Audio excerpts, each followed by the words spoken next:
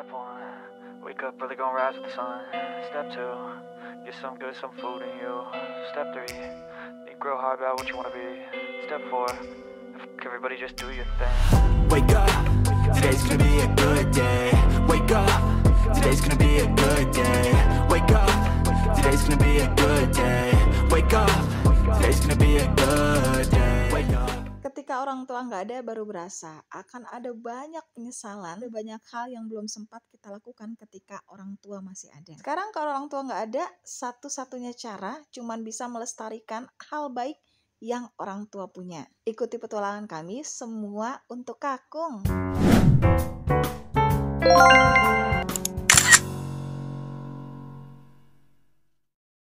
Halo, assalamualaikum, ketemu lagi dengan My In di blog Enara TV channel. Halo, aku Salma. Terus? Kamu dulu, yang gede-gede dulu atas. Halo, aku Hani. Terus? Halo, aku Dewi. Terus? Kamu? Apa? Siapa? Halo, aku Saran. Terus? Aku Afif. Nah, yang ini Bocil, Sakil, dan Rapip. Semua cucu. Ada semua cucu Uti. Kadang ada banyak hal yang kita sesali ketika orang tua udah gak ada. Salah satunya momen berkumpul yang benar-benar komplit. Ironisnya, momen berkumpul yang benar-benar komplit malah terjadi ketika kondisi Kakung udah gak ada.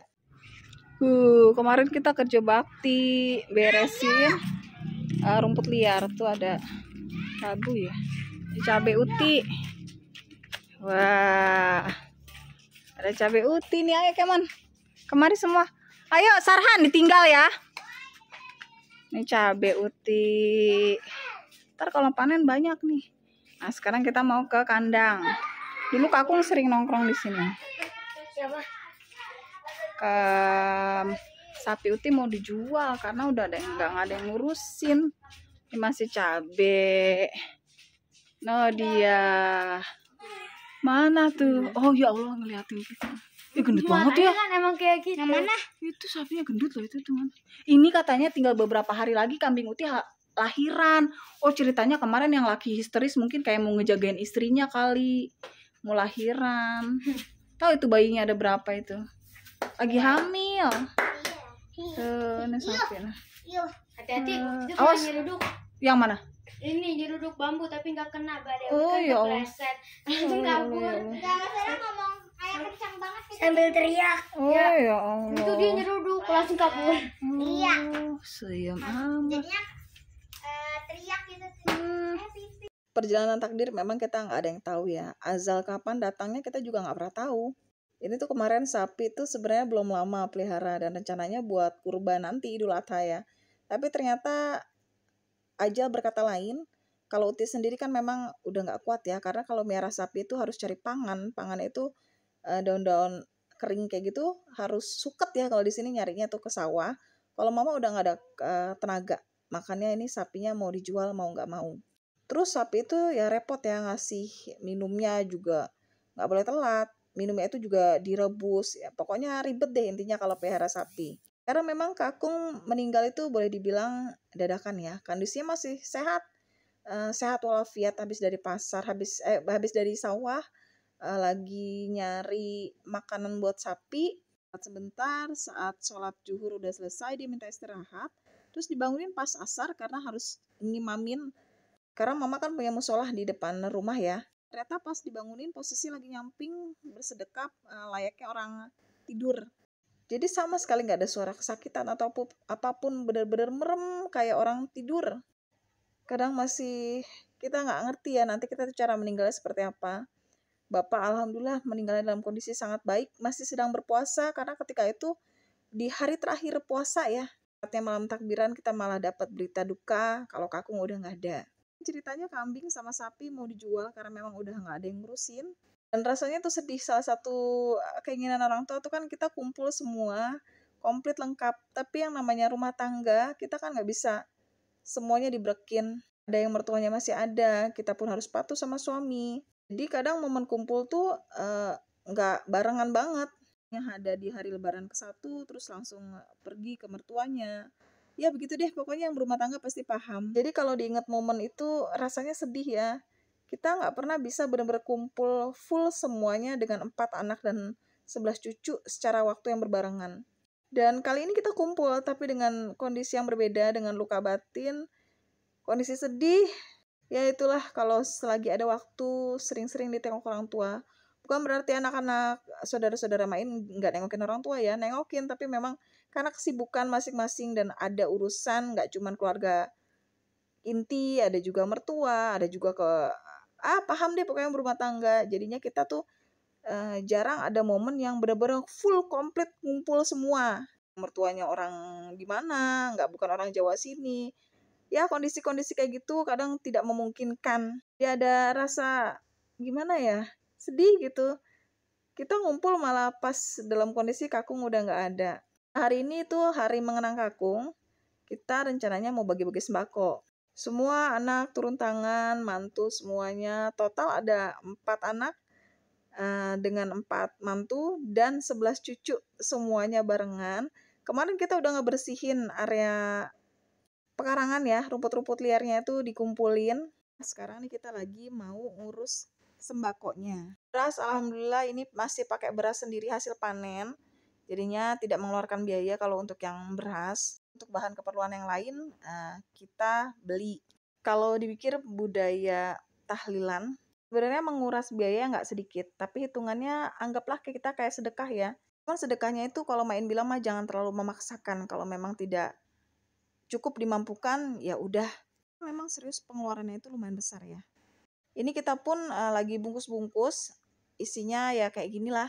Semuanya digerakkan, anak, cucu, mantu, semuanya bergerak karena memang sembako yang kita mau bagikan lumayan besar. Karena memang mama ini rumahnya di daerah perbatasan 4 desa.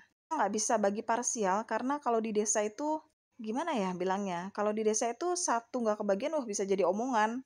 Apalagi dengan kondisi mama area perbatasan, makanya sembakonya agak banyakan. Hitung sedekah, hitung-hitung berbagi. Dengan catatan kalau memang kita ada rezekinya.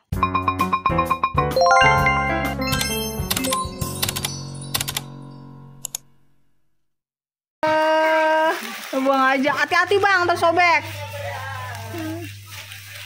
Bawa kakung masih ada ya, girang banget nih. Kita kayak begini buat bagi-bagi.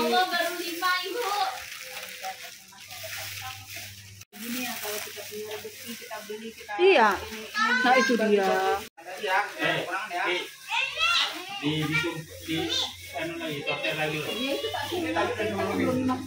Ada yang bilang uang itu nggak dibawa mati. Tapi Main pernah dengar salah satu guru yang ngomong, Islam itu mengajarkan untuk kita jadi orang mampu. Karena dengan mampu, artinya kita ada uang ya, itu akan membuka kesempatan untuk kita bisa berbuat lebih. Bukan bermaksud mengecilkan orang yang nggak punya uang, karena Main juga lahir dari kondisi yang biasa banget. Kalian pernah dengar Kalisari nggak? Bapak tuh pertama kali merantau ke Jakarta, nggak ada koneksi sama sekali. Bahkan restu pun nggak ada. Karena backgroundnya anak petani, dan bapak itu satu-satunya anak di keluarga yang punya pendidikan sampai S1. Kalian pernah tahu daerah Kalisari nggak? Yang depan rumah itu langsung kali. Kebayang baunya semerbak. Di situ.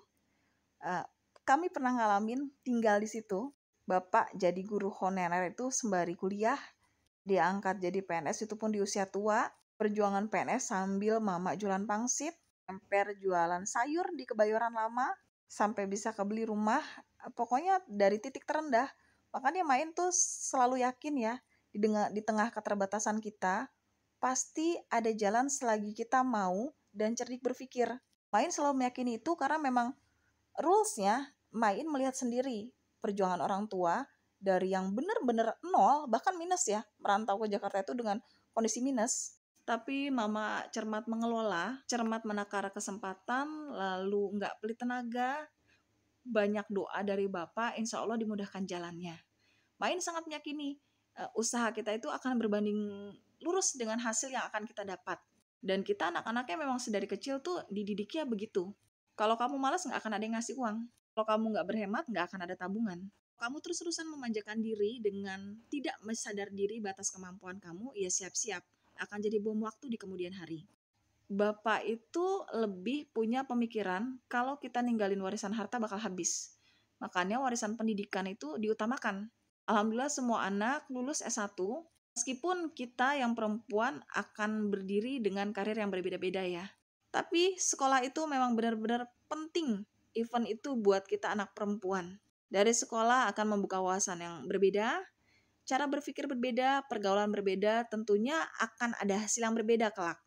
Makanya Main tuh selalu yakin ya, karena memang ngelihat figur dari orang tua sendiri, kondisi terbatas itu bukan akhir segalanya.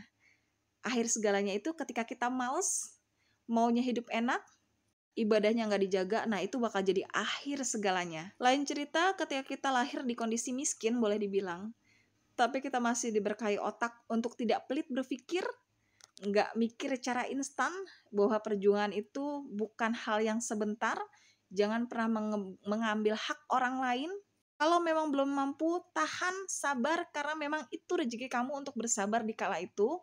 Pikirkan caranya karena kamu sudah diberkahi otak untuk berpikir, sabar dengan seluruh prosesnya, ibadah jangan pernah lepas, maka hasil akhir insya Allah baik apapun yang diberikan. Kadang hasil manis itu bukan diukur dari banyaknya uang, ada banyak faktor yang kadang kita nggak sadari, termasuk meninggalkan anak-anak dengan kondisi yang tidak berebut harta, saling akur, mengayomi orang tua, itu kan salah satu berkah tersendiri.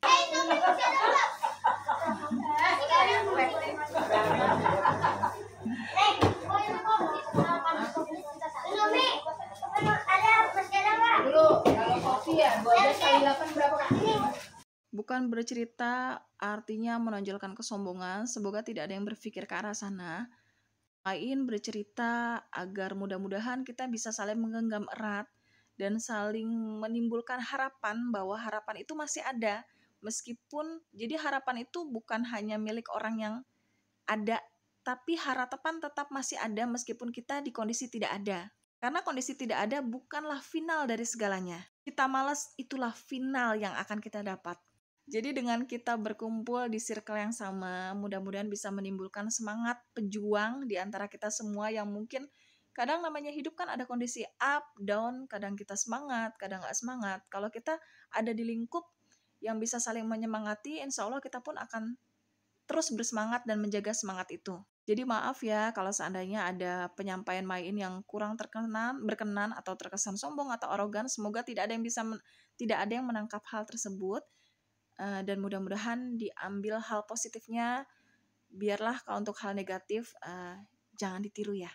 Intinya semangat pejuang harus tetap ada di antara kita. Mari saling menyemangati bahwa yakin bahwa kita akan berubah kalau kita masih punya semangat dan harapan, plus yakin dengan keputusan Allah.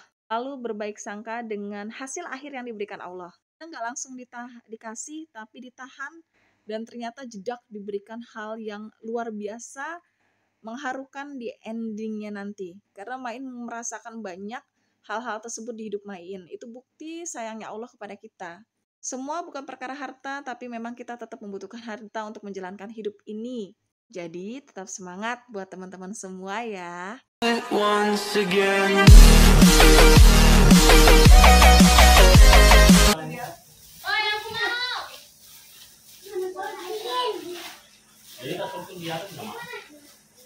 Sebenarnya kalau untuk acara tahlilan kan ada opsi kita kasih sembako atau kita kasih makanan.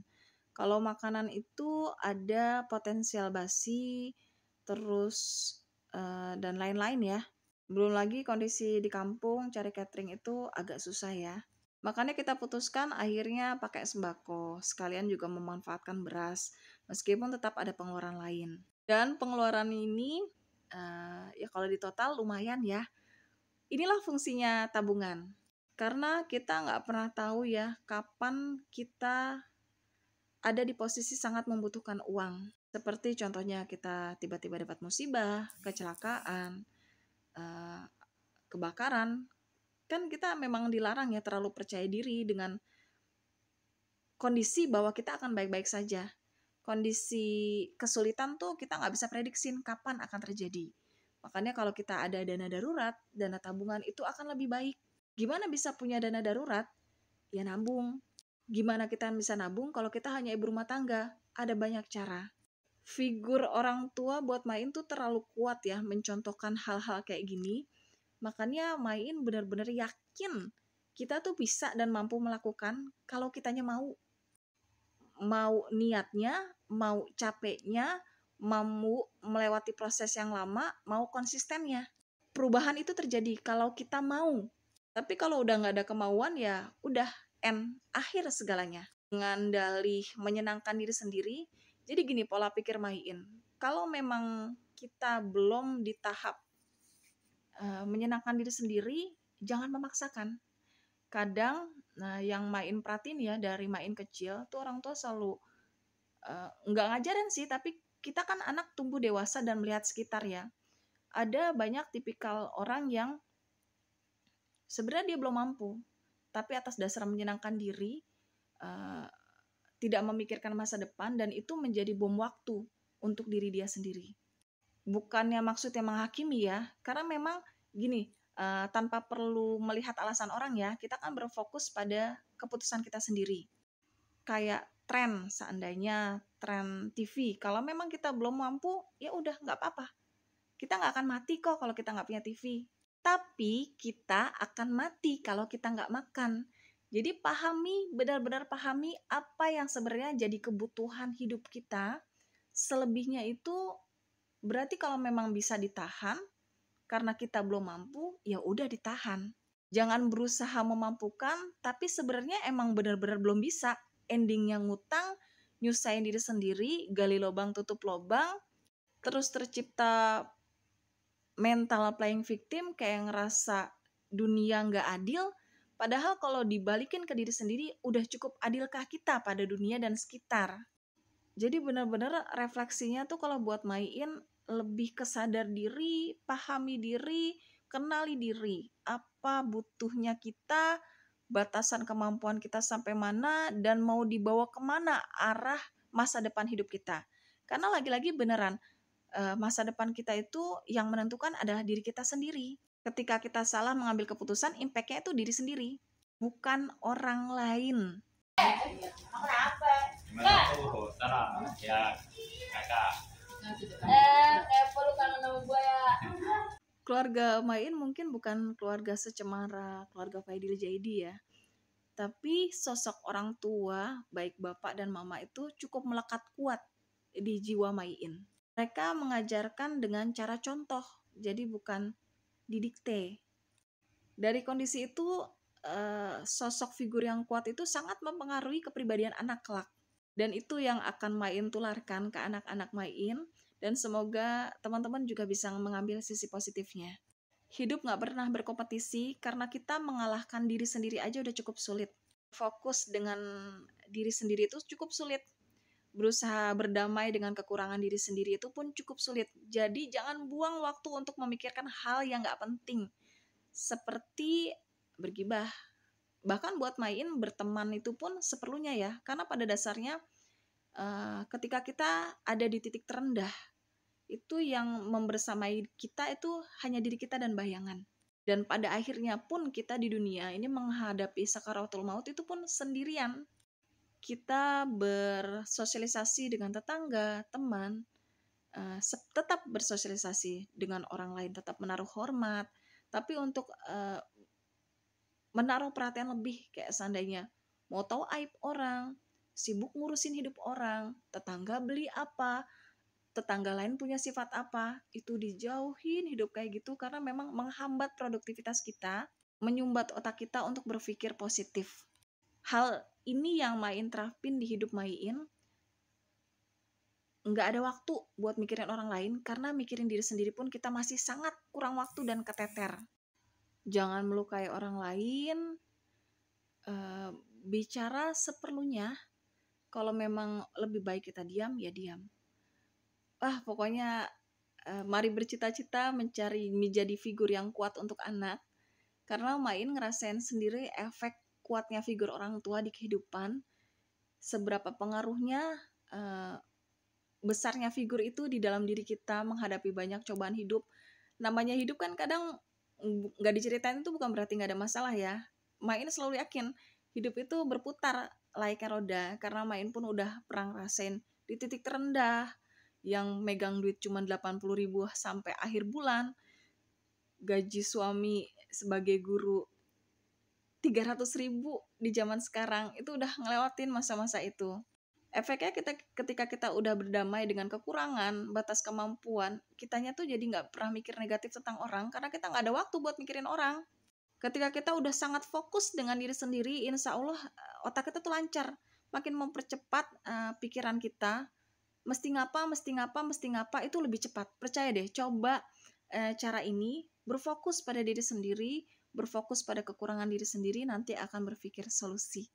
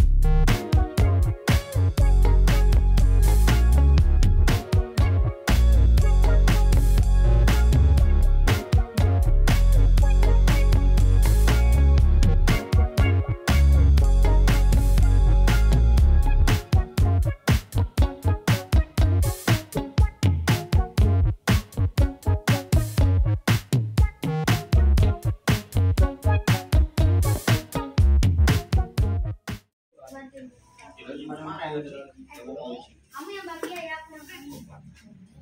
Oh iya, yang di teknologi Indonesia ya? Yang digital ya? Oh iya. Oh iya, benar bertiga tekniknya. Alhamdulillah untuk sembakonya udah selesai. Nih saatnya kita bungkusin snack. Main snacknya nggak seberapa. Kayak satu pelajaran lagi ya. Kita nggak pernah ngerti seberapa orang berusaha untuk menyiapkan tahlilan. Seberapa dia sangat mengusahakan untuk memberikan yang terbaik. Dan kalau itu masih di luar standar, tutup mulut. Jangan sampai keluar kata-kata yang menyakiti. Karena kita nggak pernah tahu besar pengorbanan itu sampai di titik itu segimananya. Kadang kita akan paham kalau kita udah melewati masa-masa itu. Serius, untuk dana tahlilan itu nggak sedikit ya. Kebayang buat saudara-saudara kita yang kurang mampu. Kalau kita dapat bingkisan tahlilan atau berkat atau apapun, jangan pernah mencela. Syukuri, telan, jangan biasakan mulut ini mengeluarkan kata-kata yang menyakiti orang. Yang pernah ngerasa diremehin pasti paham deh rasa ini. Dan jadi lebih bisa mengerem mulut. Lebih baik banyak diam ya daripada berucap tapi menyakiti. Bayi, ngapain kamu berdua? Api hilang. Mobil hilang. Api. Oh, api apaan? Kambingnya hilang. Masuk lagi kali. Kambing udah Bang Kiki, kambingnya udah dimasukin kan? Kambing. Terus kalau ada yang ngomong, kenapa nggak panggil orang buat rewang-rewang bantu-bantu? Manggil orang itu kan kita menghargai waktu orang dan tenaga orang ya, otomatis bayar kan. Daripada buat bayar orang, kita kan nggak pernah ngerti takaran uang orang di detik itu tuh seberapa banyak. Efektifnya dan alangkah lebih baiknya uang yang ada bisa buat dana beli bahan. Lagian anak mantu cucu banyak, kenapa nggak berusaha diberdayakan dan kita pun nggak keberatan. Tuh main pun selalu berusaha ngajarin diri sendiri, ayo happy, ngelihat semua godaan, berusaha melihat dari sisi happy-nya. Kalau kita melihat dari sisi happy-nya, jadinya kurangin hawa-hawa julid dan komen di hal-hal yang gak seharusnya kita komenin. Buang waktu, buang tenaga, dan banyakin dosa. Ini untuk paketnya alhamdulillah udah selesai dan saatnya kita distribusiin ke tetangga-tetangga. Anak, mantu, laki-laki semuanya bergerak. Kesulitannya tuh gini, kalau main kan ini kayak anak rantau ya boleh dibilang ya. Kayak numpang lahir doang di kampung. Bahasa Jawa pun main gak bisa, hanya mengerti. Apalagi mantu-mantunya ya. Kan mantu-mantunya juga bukan orang desa sini. Makanya kita tuh butuh bantuan orang sini, terutama RT ya. Yang mereka lebih paham wilayah ini, maka jangan sungkan meminta bantuan sama RT setempat. Tapi dengan catatan kondisi beres kayak gini ya. Jadi kan kita ngasihnya juga enak. Kondisi udah beres, jadi PRT-nya juga nggak bingung, tinggal didistribusikan.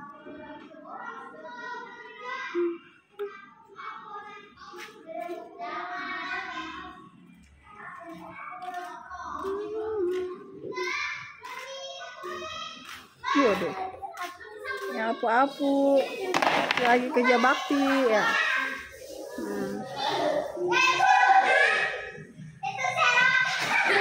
Kan kayaknya memang ini cuma satu doang ya sikatnya ya. Pakai sapu ini bisa kali Bang, cuma yang agak keras kali kan Seuti ada tuh. Ada yang agak keras.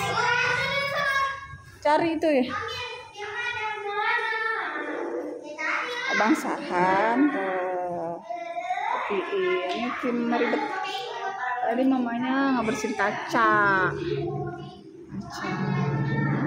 sama itu tuh, Masya Allah.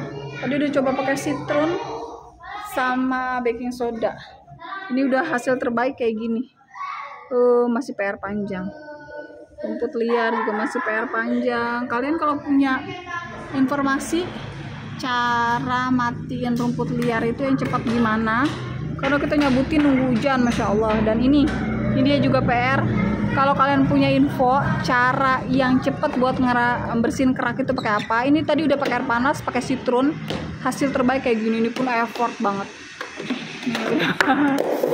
Terus berulang-ulang. Nanti kalau pulang kampung kita harus bawa vakum cleaner. Bang aja nyapu sama Mbak Dewi. Nah, berdiriin kayak tadi tuh, pintar. Nah, bisa tuh kan. Ya udah nggak apa-apa, itu agak keras. Enak dan harusnya memang bersihin karpet ini pakai vakum ya. Cuman vakum cleanernya nggak ada di kampung. Kita pun kan ke kampung bukan acara wisata ya. Semuanya pergi dadakan, bawa badan, pakaian pun nggak kepikiran. Namanya baru dengar berita duka kan. Makanya next memang harus bawa vakum buat ngebersihin musola. Ini musola peninggalan Bapak. Ketika Bapak pensiun memutuskan tinggal di kampung, maka Bapak bangun rumahnya pun bertahap. Plus musola ini yang ada di samping rumah. Dan ada ladang di samping, jadi buat aktivitas ya. Ini kita cucu-cucu semua lagi beberes, kumpul-kumpul semuanya, dimaklumin kalau memang cara kerja mereka kurang baik, atau bukan baik ya, sesuai ya. Kita lagi menggerakkan, berusaha ke anak-anak mencintai tempat ibadah, dan memelihara tempat wasiat orang tua. Kalau memang perkara di prosesnya ada yang kurang berkenan, dimaklumi, karena memang anak-anak kan prosesnya juga nggak sebentar ya. Bahkan Main pernah dengar ceramah dari ulama ya. Anak-anak itu jangan dilarang di musola. Dia mau melakukan apapun selagi itu masih dalam kondisi wajar ya. Karena kita PR-nya tuh membuat mereka nyaman. Membuat mereka tidak asing di tempat ibadahnya. Selebih dari itu bisa kita bentuk untuk karakternya. Yang penting dibuat tempat ibadah itu menyenangkan buat mereka. Bukan hal yang menakutkan. Bukan tempat yang penuh omelan dan lain sebagainya. Cukup diarahkan, dimaafkan kalau memang prosesnya kurang berkenan dan dibimbing terus untuk prosesnya sampai dia memang benar-benar mengerti cara yang baik dan benar seperti apa. Semua bergerak, ini anak-anak membersihkan. Ya, membersihin memang begini, tapi ya alhamdulillah dia mau bergerak. Nanti selebihnya Main yang akan bersihin dinding, kaca tadi dia bersihin, nyapu lalu ngepel sekeliling berkali-kali. Abang Sarhan salut nih kebersihinnya telaten, nanti mimbar juga dibersihin satu-satu. Dan beginilah bentuk bakti kita untuk aku yang sudah tidak ada. Memelihara terus kebersihan tempat ibadah, bersedekah untuk kakung. Semoga video hari ini bermanfaat, ambil hal baiknya dan buang buruknya. Like, komen, dan share, semoga videonya bermanfaat. Sampai ketemu di next video selanjutnya. Assalamualaikum warahmatullahi wabarakatuh.